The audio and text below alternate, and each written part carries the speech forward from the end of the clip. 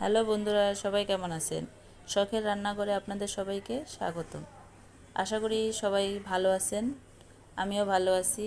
আজকে আপনাদের দেখাবো বেগুন সুন্দরী রেসিপি।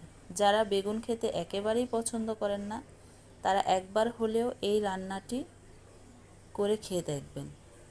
অসাধারণ একটা রেসিপি হয়। এই রেসিপিটা চাইলে আপনারা নিরামিষের দিনে রান্না করে খেতে পারেন। এই রেসিপিটা সম্পূর্ণই নিরামিষভাবে রান্না করা হয়েছে। দেখুন, ভিডিওতে যেভাবে আমি রান্না করেছি ঠিক সেইভাবে আপনারা যদি রান্না করেন তাহলে অবশ্যই মজাদার একটা রেসিপি বানিয়ে নিতে পারেন।